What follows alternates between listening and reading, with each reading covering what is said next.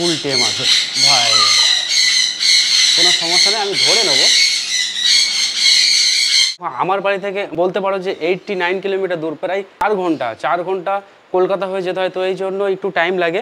আমার বাড়ি নতুন অতিথি আসছে, প্রতিবারে যখন বড় পাখি, বিশেষ করে বড় পাখি আমি আমার ফার্মের জন্য নিয়ে আসি, তখন কিন্তু আমি নিজে গিয়ে পাখি দেখে তারপরে কিন্তু পাখি তোলার চেষ্টা করি। কিন্তু কিছু কারণে মানে কিছু কাজ থাকার কারণে আমি যেতে পারিনি। তো ভাইকে আমি পাঠিয়ে দিয়েছি অলরেডি, ভিডিও সব কিছু দেখে কিন্তু পাখিটা চয়েস করলাম। চয়েস করার পরে নতুন আমার ফার্মে আসছে, তো ভাই ফোন করেছিল যে দাদা আমি যাচ্ছি, আর 1-2 মিনিটের মধ্যে পৌঁছাবো।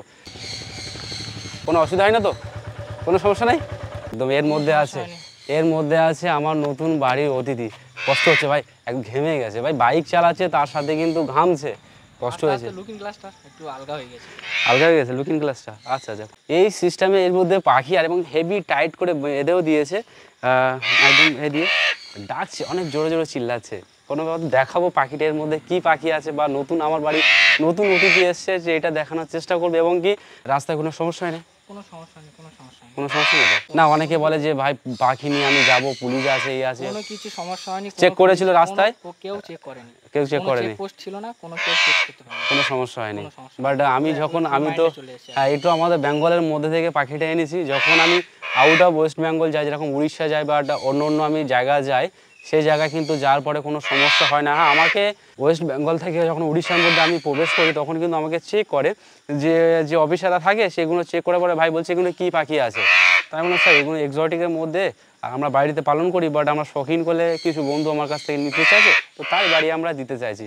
ওই জায়গা দাঁড়িয়ে কি কথা বলে যে এত মানে কি পাখির এত নেশা আপনাদের, যে এখান থেকে পাখি প্রায় 400, 500, 600 কিলোমিটার দূর এই গাড়িকে নিয়ে বন্ধুদের দিয়ে আসতে যাচ্ছে। দেখো এইটা ভালোবাসা, এটা সব কিছু। তো ওটা বেশি কথা বলবো না, বাইক থেকে পাখিটার আমাদেরকে খুলতে হবে। কেরম সিস্টেমে বেঁধেছে, বাহ খুব ভালো সিস্টেমে বাঁধা আছে।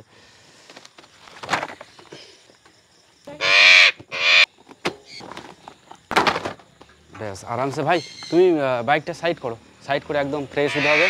আর অনেক কষ্ট করেছে, কেন প্রায় বাড়ি থেকে প্রায় 89, তো ভাই 89 কিলোমিটার হবে না? দেখো অনেক দূরে বললে চলে, কলকাতা পার হয়ে প্রায় অনেকটা যেতে হবে। আমার জেলা হচ্ছে দক্ষিণ 24 পরগনা, এবং আমার বাড়িতে সুন্দরবন বেশি লাগে না, তো এখান থেকে প্রায় কলকাতা পার হয়ে অনেকটা যেতে হয়, প্রায় কলকাতা থেকে প্রায় 30-40 কিলোমিটারের মতন যেতে হবে।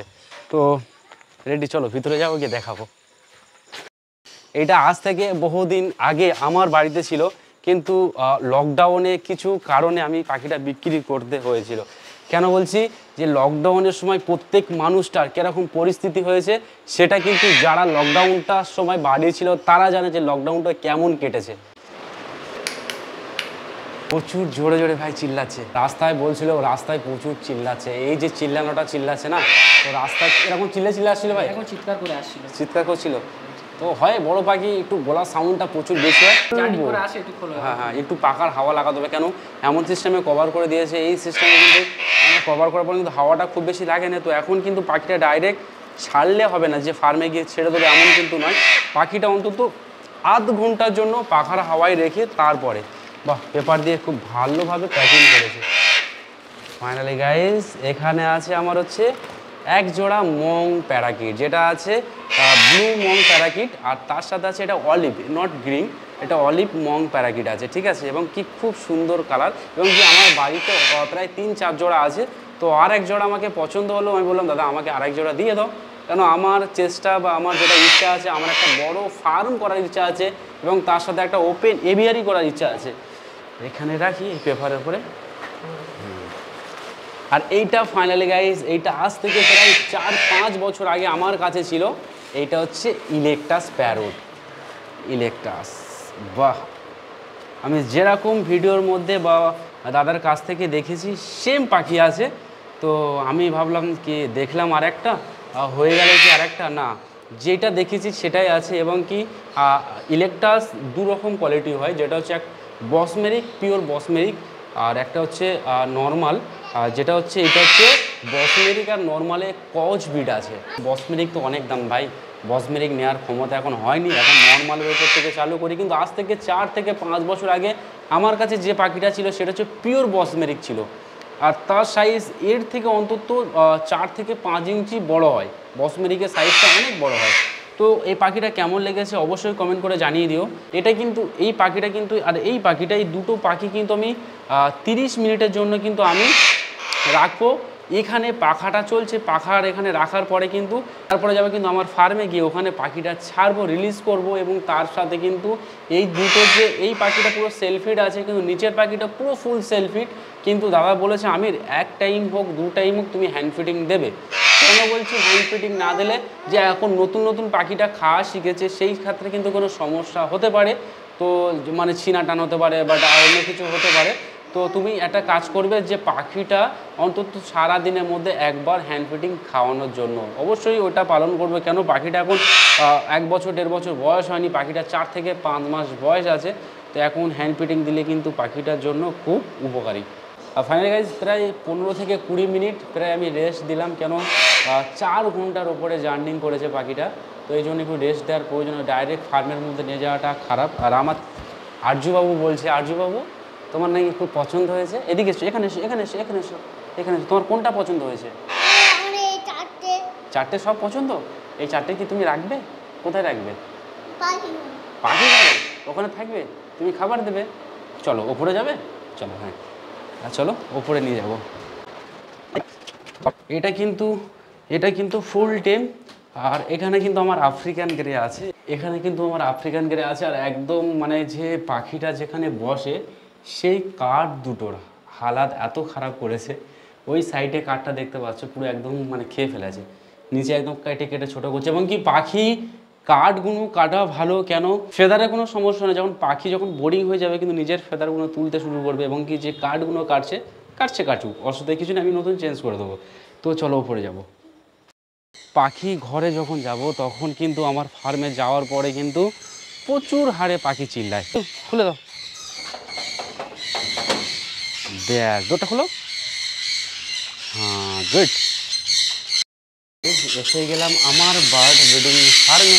আমি এখন কি করবো, এখানে থেকে যে দু পিস আমার গ্রিন মঙ্কের মেল হয়েছে, 2 পিস মেল নিয়ে কিন্তু আমি ওখানে দিয়ে দেবো।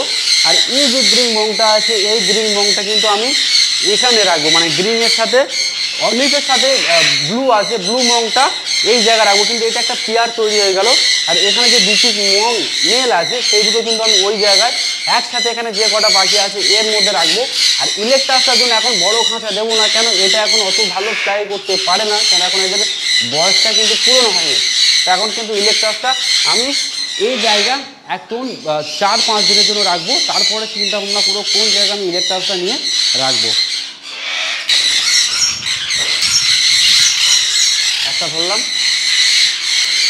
এখানে কিন্তু আসার পরে ভাই পাখি প্রচুর চিল্লায়, সান কনিওর রাখা এই একটা সমস্যা। প্রচুর আমার মানে 10 পেয়ার সান কনিও রাখলে লোক ভাববে যে বাড়ি কিনা হচ্ছে। পাখির ফার্মে কত জোড়া পাখি আছে, এমন নয়। 10-20 জোড়া সান কনিও রাখলে ভাই এত চিল্লাবে, যত তুমি সাউন্ড মানে কথা বলবে তত বেশি চিল্লাবে শুরু করবে।